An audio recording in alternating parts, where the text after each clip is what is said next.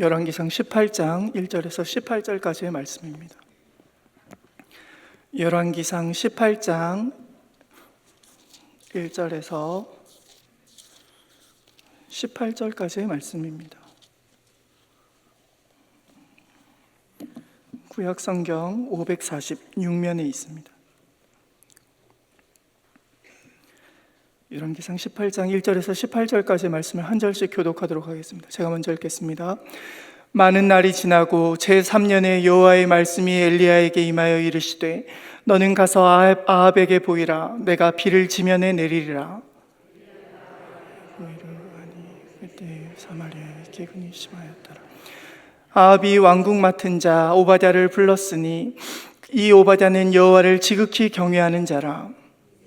여호와의 선지자들을 멸할 때 오바댜가 선지자 100명을 가지고 50명씩 굴에 숨기고 떡과 물을 먹였더라. 아합이 오바댜에게 이르되 이 땅의 모든 물 근원과 모든 내로 가자. 혹시 꼴을 얻으리라. 그리하면 말과 노새를 살리리니 짐승을 다 잃지 않게 되리라 하고 아합은 홀로 이 길로 가고 오바댜는 홀로 저 길로 가니라. 오바댜가 길에 있을 때에 엘리야가 그를 만난지라. 그가 알아보고 엎드려 말하되 내 주 엘리야여 당신이시니이까. 그가 가서 내 주에게 말하기 엘리야가 여기 있다 하라. 이르되 내가 무슨 죄를 범하였기에 당신이 당신의 종을 아합의 손에 넘겨 죽이게 하려 하시나이까. 살아계심을 두고 족속은 나라가 없어. 그들이 말하기를 엘리야가 없다. 그 나라와 그 족속으로 당신을 보지 못하였다는 맹세를 하게 하였고 이제 당신의 말씀이 가서 내 주에게 말하기를 엘리야가 여기 있다 하라 하시나. 당신을 떠나간 후에 여호와의 영이 내가 알지 못하는 곳으로 당신을 이끌어 가시니 내가 가서 아합에게 말하였다가 그가 당신을 찾지 못하면 내가 죽음을 당하리라. 당신의 종은 어려서부터 여호와를 경외하는 자라.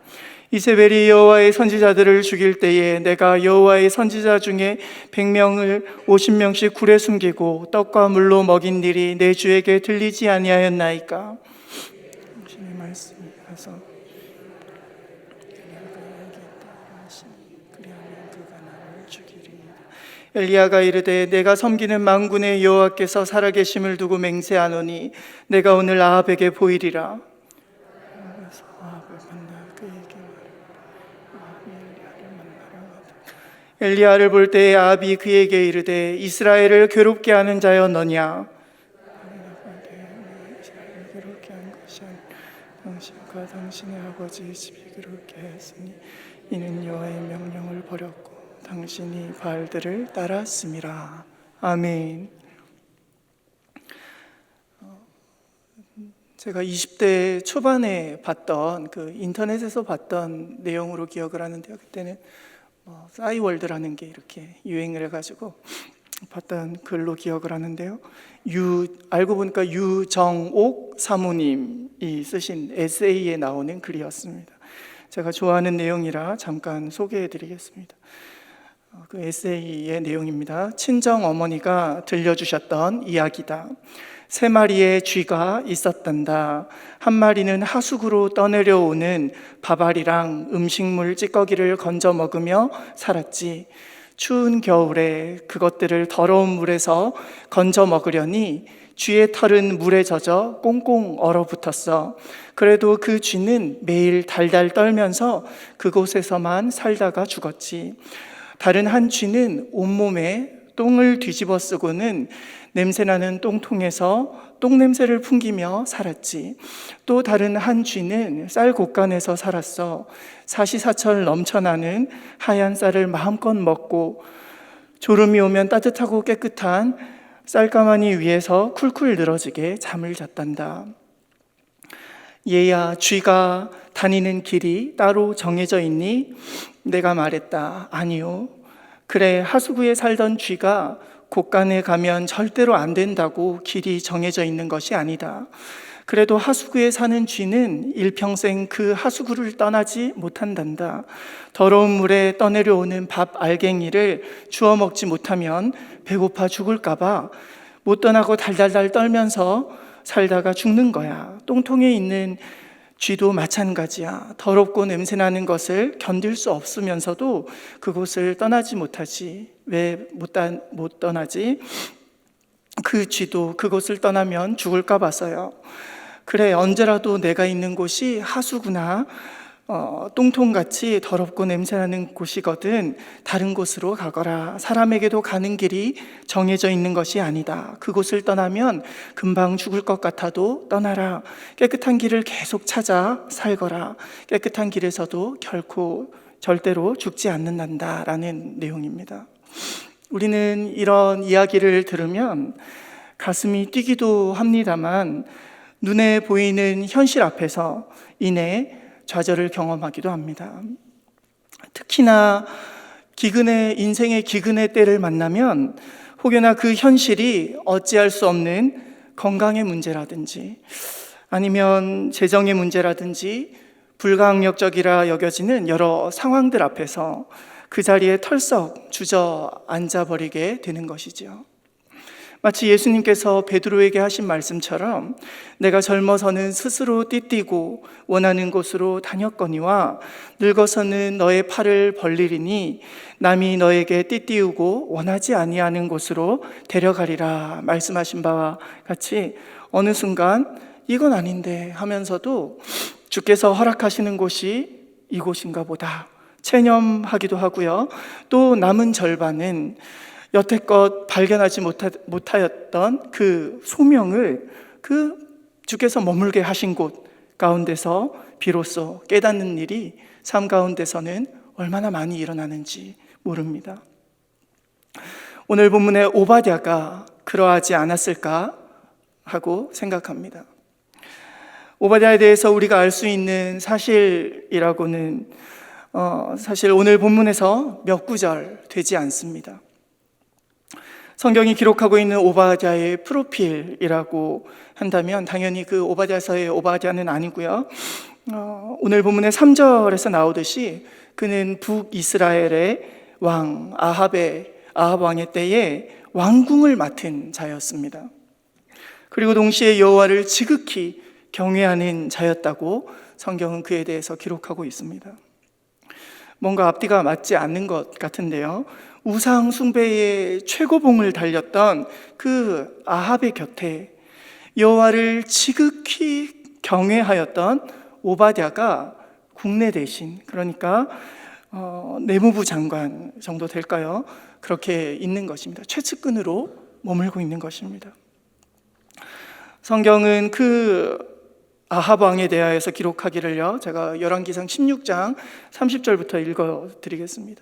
옴므리의 아들 아합이 그의 이전의 모든 사람보다 여호와 보시기에 악을 더욱 행하여 느밧의 아들 여로보암의 죄를 따라 행하는 것을 오히려 가볍게 여기며 시돈 사람의 왕 엣바알, 그러니까 장인어른의 장인어르신의 성함이 그 바알과 함께라는 이름이었다는 거죠.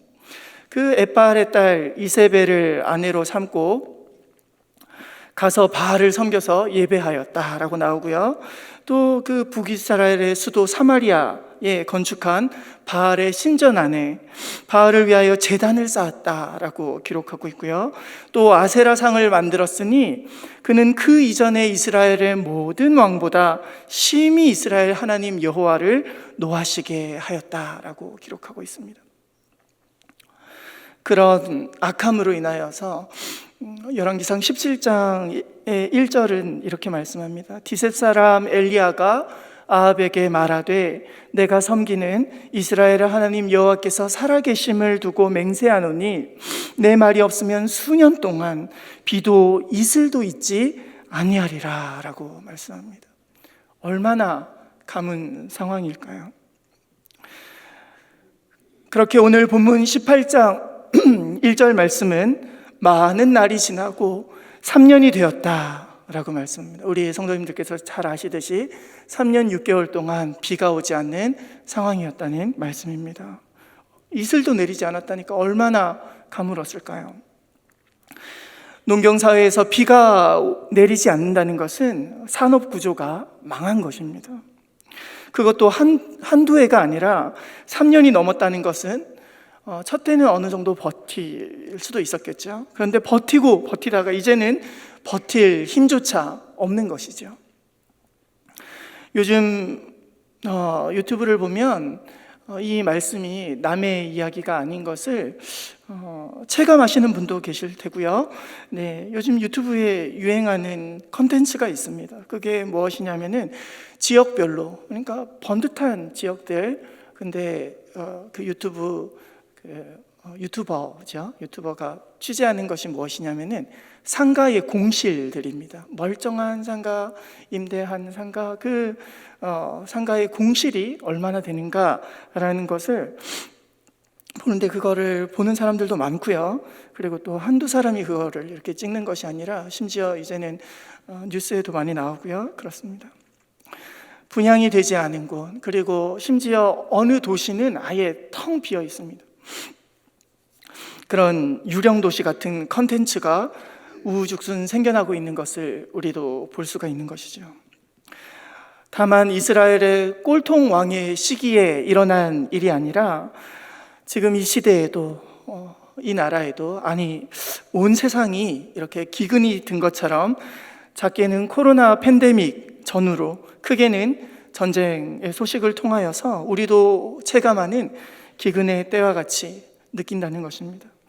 그럼에도 아합은 오늘 함께 읽으신 본문의 거의 마지막 절에서 17절에서 호기롭게 엘리야에게 다가와서 이렇게 이야기를 합니다.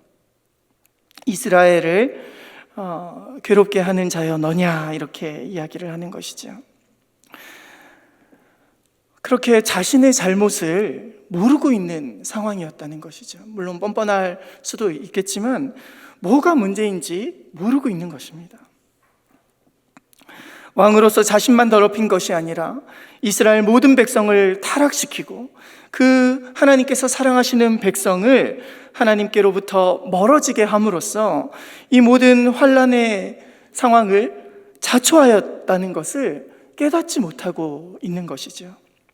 그러나 하나님께서는 그 답이 없는 아합 왕 앞에, 동일하게 답이 없어 보이는 그 이스라엘 백성들 앞에 우상에게 빼앗겼던 그 하나님의 자리를, 권능을 나타내심으로 찾으십니다. 어떻게 찾으시죠? 우리가 잘 알듯이 바알 신은 비의 신입니다. 구름을 몰고 다니는 신으로 묘사됩니다. 농경기사에서 그들이 이렇게 농사가 잘 짓기를 원하고 그렇게 풍요를 바랄 때에 바알과 아세라를 찾았던 것이죠. 그런데 현실은 어떠하였습니까? 바알에게 아무리 음란하게 제사를 지내고 모든 백성 또한 아합 왕과 함께 눈이 다 먼 것처럼 그 일에 동참을 하여도 동참하면 동참할수록 비의 소식이 없는 것이죠. 기근은 더욱더 심해지고 그들의 형편과 상황도 더욱더 비참해져 갔던 것입니다. 마치 하나님께서 야, 비의 신이라며 더 찾아봐라, 더 제사 드려봐라, 진짜 생수의 근원인 나를 버린 대가를 한번 맛봐라, 터진 웅덩이인 그 물을 가둘 수 없는 그 바알의 현실을 언제까지 붙잡는지, 누가 더 오래 버티나 한번 해보자 라고 하시는 것처럼 비 한 방울 내리지 않는 상황 가운데 이 정도로 온 나라의 상황이 극악으로 치달으면 그 아합 왕도 이제는 깨달을 만한데 엘리야를 만나고 기껏 한다는 말이 이스라엘을 괴롭게 하는 자여 너냐라고 말하였다는 것이죠. 우리는 어떠합니까? 자기 객관화가 잘 되어 있으십니까? 기근을 자초한 것에 우리의 책임은 전혀 없다라고 볼 수가 있을까요? 단지 정치의 문제, 위정자의 문제일까요? 세상은 점점 더 우리를 전방위로 압박하고 있습니다. 반기독교와 친동성애와 공산화라고 이야기를 하면은 또 젊은 목사가 뭘 한다고 이렇게 얘기를 하냐 이렇게 생각을 할 수도 있는데, 이런 것들이 동성애자는 사랑하지 말라는 거냐 이렇게 이야기를 하실 수 있지만, 이것이 문제가 되는 것이 이제 그것이 법제화되고 그렇게 되면 입틀막이 되는 것이죠. 누구도 자유롭지 못합니다. 그게 얼마나 정교하게 시스템화되어서 계속 침범하고 있는지 관심을 가지고 보신다면 누구든 아실 수 있을 것입니다. 그렇게 뿌리부터 썩어 들어가고 있는 상황이라는 것이죠. 아무도 레거시 언론을 신뢰하지 않습니다. 인터넷이 상용화되어서 그렇다고 보실 수도 있는데요, 아닙니다. 그냥 진영 논리로 어제는 죄라고 떠들던 것이 오늘은 의가 되니까 더욱이 그것을 언론이 앞서서 두둔을 하니 기대감이 없어서 그 레거시 언론을 보지 않는 것이죠. 우리는 이 기근을 단순히 풍족하던 땅에 비가 내리지 않았으니 이제 우리가 굶어 죽게 되었다 정도로 해석하시면 안 됩니다. 그보다 더 중차대한 영적인 기근, 구조적인 악의 문제가 뿌리부터 썩어서 이제 밑동까지 올라와 있는데도 불구하고 여전히 그냥 진영 논리로 저 사람은 우파야, 저 사람은 좌파야 정도로 이렇게 치부하다가 그러다가 누구 하나 죽일 사람이 나타나면 우리 또한 대한민국을 괴롭게 하는 자여 너냐?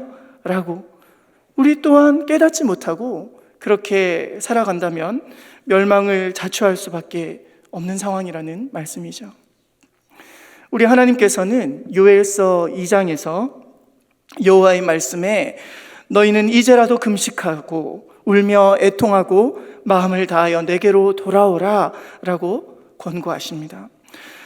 그러면서 13절에는 그는 은혜로우시며 자비로우시며 노하기를 더디하시며 인애가 크시사 뜻을 돌이켜 재앙을 내리지 아니하시나니 주께서 혹시 마음과 뜻을 돌이키시고 그 뒤에 복을 내리사 너희 하나님 여호와께서 너희가 드리는 소제와 전제를 드리게 하지 아니하실는지 누가 알겠느냐라고 말씀하십니다.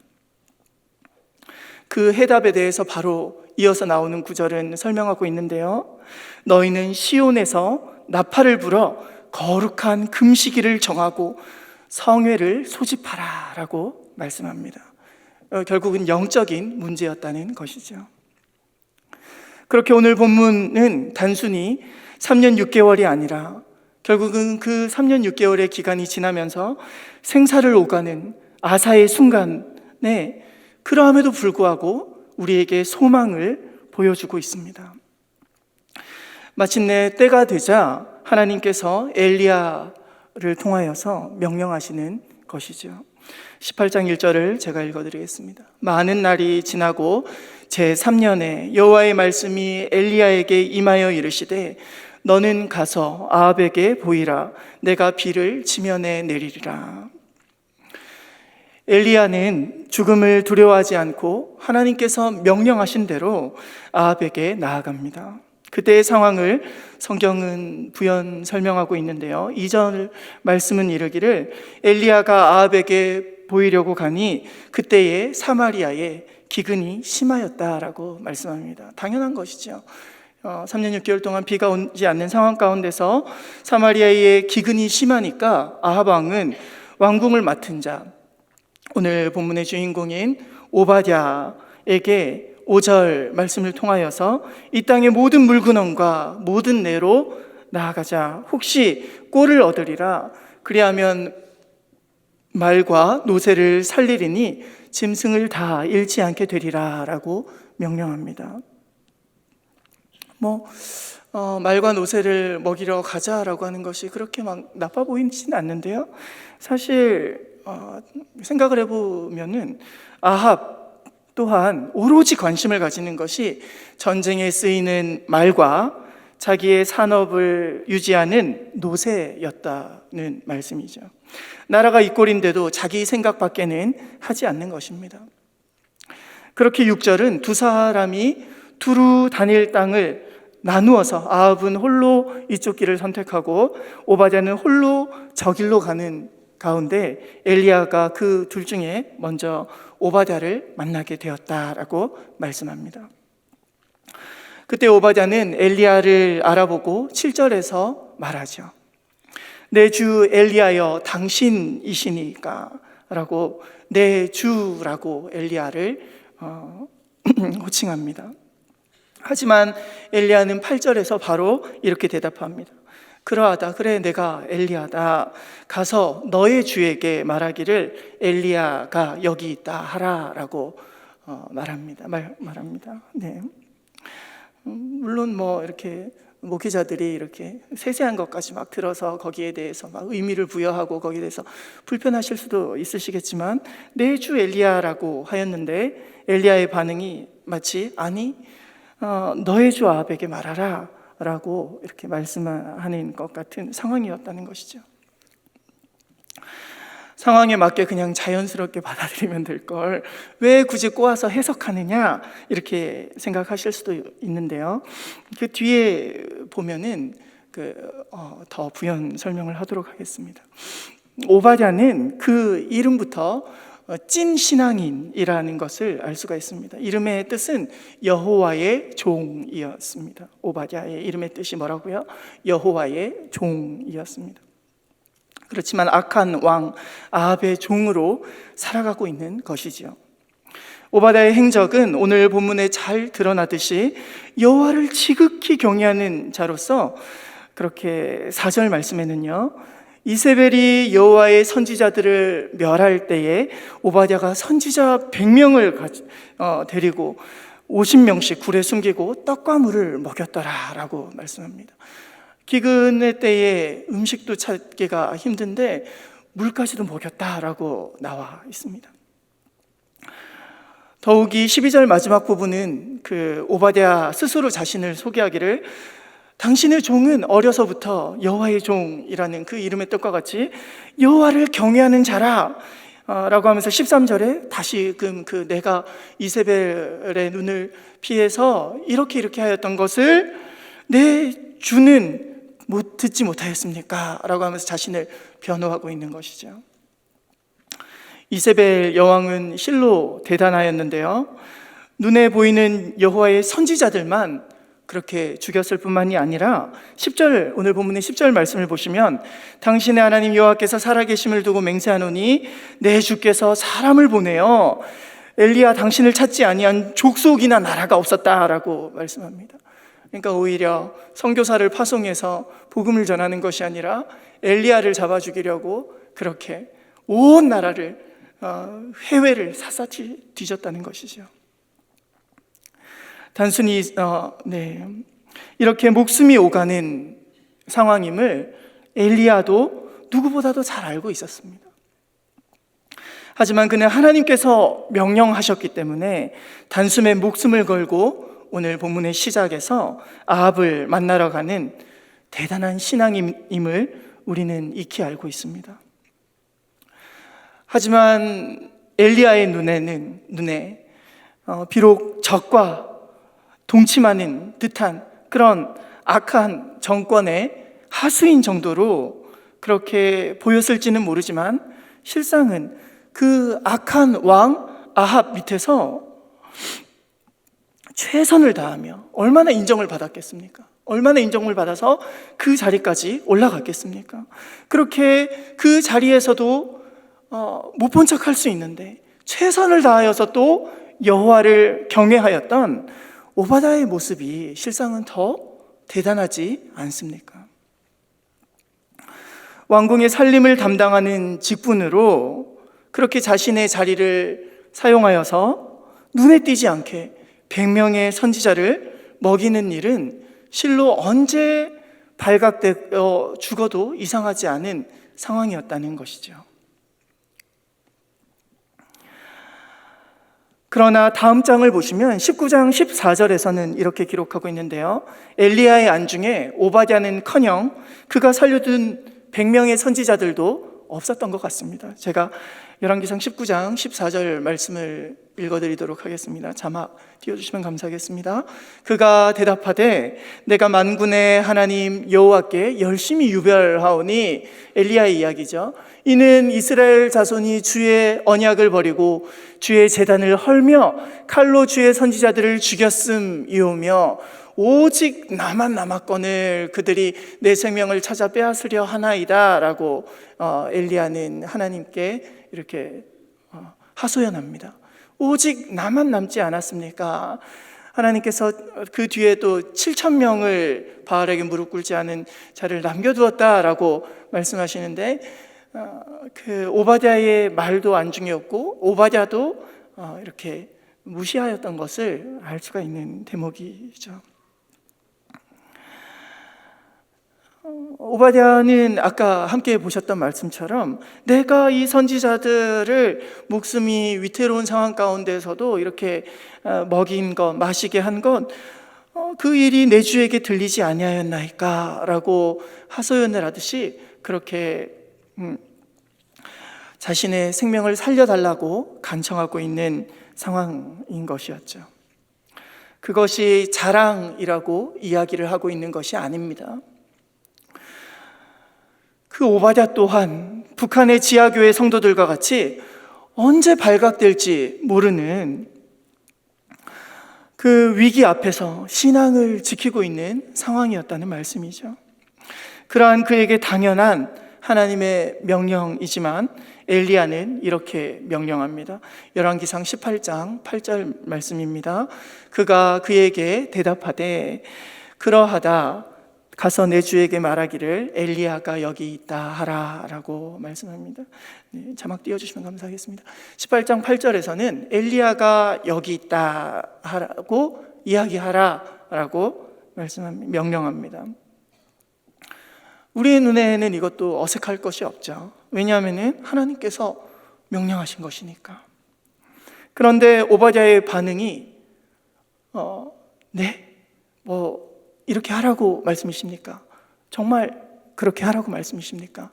이렇게 하는 것처럼 앵무새처럼 엘리야가 명령한 것을 계속 반복을 합니다. 열왕기상 18장 11절 말씀입니다.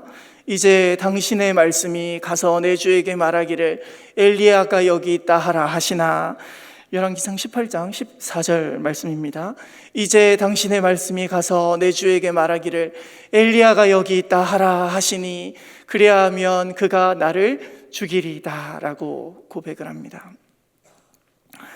여기서 한글 성경으로는 엘리야가 여기 있다로 잘 해석이 되어 있는데요, 원어로는 단순합니다. 힘내 엘리야라고 기록되어 있습니다. 이 해석이 무리가 없습니다. 엘리야가 여기 있다라고 하는 것이죠. 네. 그런데 힘내라는 것이 보라라는 뜻입니다. 네. 물론 여기 있다 이것도 됩니다. 그런데 보라라는 그 뜻 가운데에 엘리야라는 이름의 뜻을 풀어서 보면은요, 나의 여호와는 나의 하나님이시다라는 뜻입니다. 그러니까 연결을 하면은 보라 여호와는 나의 하나님이시다라고 가서 일러라라는 말씀인 것이죠. 물론 학자들의 해석상 목사가 되었으니까 여기서 이 짧은 구절 안에서 건져낼 것이 없어서 또 원어의 뜻을 가지고 이렇게 오는구나 이렇게 생각을 하실 수도 있는데요. 네. 그것이 아니라 하나님께서 그 고백을 받으시기를 원하셨다고 저는 보고 있는 것이죠. 그때에 엘리야는 그렇게 두려워하는 오바댜에게 열왕기상 18장 15절 말씀을 통하여서 엘리야가 이르되 내가 섬기는 만군의 여호와께서 살아계심을 두고, 그러니까 하나님을 걸고 맹세하죠.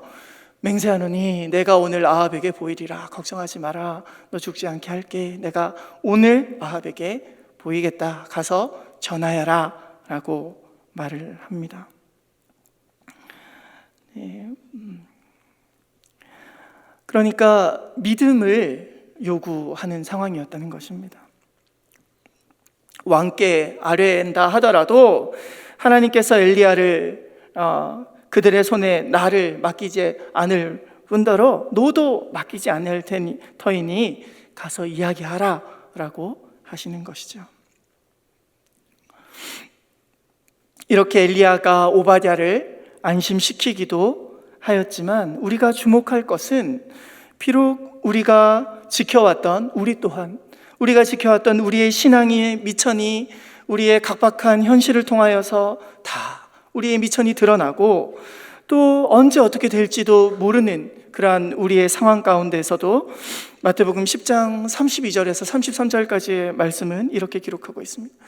누구든지 사람 앞에서 나를 시인하면 나도 하늘에 계신 내 아버지 앞에서 그를 시인할 것이요 누구든지 사람 앞에서 나를 부인하면 나도 하늘에 계신 내 아버지 앞에서 그를 부인하리라 라고 우리에게도 도전하고 있다는 말씀입니다. 우리 주님께서 말씀하셨듯 이 기근의 때, 영적인 어둠의 때에도 내 입술로 보라 여호와는 나의 하나님이시다, 그래도 하나님은 일하실 것이다, 그래도 하나님은 역전시키실 분이시다 하는 그 입술의 고백과 함께 그렇다 하더라도 살리실 것을 믿는 믿음을 우리 또한 가져야 한다는 것이죠. 사실 시편의 말씀처럼 터가 무너지면 의인이 무엇을 하랴 라는 그 말씀과도 같이 터가 무너지고 있는 상황 가운데서 기도하는 자라고 해서 뭐 별다른 뾰족한 수가 당장은 눈에 드러나지 않습니다. 뾰족한 수가 없어 보입니다. 모두 다 휩쓸려 그렇게 무너져 가는 상황 가운데서 원수 마귀가 야 너라고 달을 쏘냐 그렇게 조롱하는 것처럼 보인다는 것이죠. 오히려 앞에서 소리치는 사람이 이 시대에는 모난 돌처럼 정을 맞는, 오히려 그런 모습들을 보면서 함부로 나섰다가는 본전도 못 찾는 그러한 때를 우리가 살아가고 있다는 것입니다. 그러나 오바댜처럼 내일 어떠한 일이 있을지는 모르지만 그 또한 하나님의 주권 아래 맡기고 그렇게 선지자들을 먹였던 것처럼 그뿐만이 아니라 그렇게 하나님의 주권 아래 살았던 요셉처럼, 다니엘처럼, 느헤미야처럼 거대한 그 구조적인 악 가운데에서도 하나님의 일하심을 소망하며 묵묵히 자신의 자리를 지키는 것이 마침내 그분의 권능의 손길을 마주하게 되는 그러한 일일 줄 믿습니다. 우리 주님께서는 마침내 주를 만남으로 인하여서 아브라함의 자녀로 인정받게 되었던 그 삭개오에게 이제 이 더러운 세리장의 자리를 박차고 너 이제부터 오늘부터 나를 따라라 라고 하시지 않으셨습니다. 다만 그 자리에라 하더라도 새 사람으로 살기를 원하는 그의 진심 어린 고백을 기꺼이 기쁘게 받으셨다는 것이죠. 우리 또한 마찬가지입니다. 우리도 동일하게 기근의 때에도 아합 왕처럼 아합 왕과 동일하게 내 왕궁의 말과 나기만이 소중한 것이고 백성은 굶어 죽든 아사되든 갈아여 죽든 그 기근이 왜 일어났는지조차 그 원흉을 나에게서 찾지 않는 그러한 자들이 아닙니까? 그러함으로 인하여서 먹고 마시고 장가들고 시집가고 있으면서 홍수가 나서 그들을 다 멸하기까지 우리 또한 깨닫지 못하는 자일 수가 있다는 것이죠. 그러나 우리 주님께서 애타는 마음으로 당부하셨듯이 아까 읽어드린 요엘서 2장의 말씀처럼 너희는 이제라도 금식하고 울며 애통하고 마음을 다하여 내게로 돌아오면 내가 이렇게 회복할 뿐만이 아니라 너희가 거룩한 금식일을 정하고 성회를 소집하였을 때에, 제가 16절부터 아까 읽은 말씀을 뒤이어서 읽어드리겠습니다. 백성을 모아 그 모임을 거룩하게 하고 장로들을 모으며 어린이와 젖 먹는 자를 모으며, 위로부터 아래로까지 다 모은다는 거죠. 신랑을 그 방에서 나오게 하며, 그러니까 결혼한 그 신랑을 나오게 하며 신부도 그 신방에서 나오게 하고, 여호와를 섬기는 제사장들은 낭실과 제단 사이에서 울며 이르기를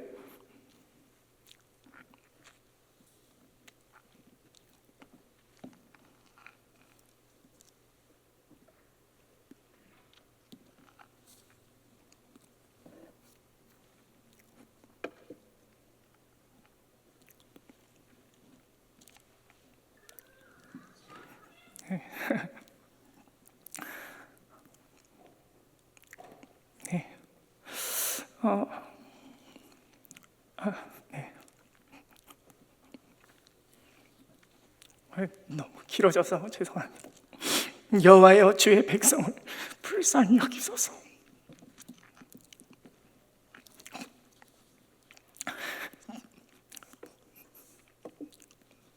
주의 기업을 욕되게 함으로 나라들로 그들을 관할하지 못하게 하옵소서. 어찌하여 이방인들로 그들의 하나님이 어디 있느냐 말하게 하겠나이까? 라고 이렇게 기록하고 있습니다. 다만 우리가 할 일은 그 자리에서 최선을 다하며 소망 가운데 주의 일하심을 잠잠히 기다리는 것인 줄 믿습니다. 오늘도 각자의 자리 가운데서 주께서 일하심을 소망하며 믿음을 다하여 각자의 자리에서 최선을 다하시는 우리 믿음의 성도님들 되시기를 예수님의 이름으로 축원드립니다. 기도하도록 하겠습니다.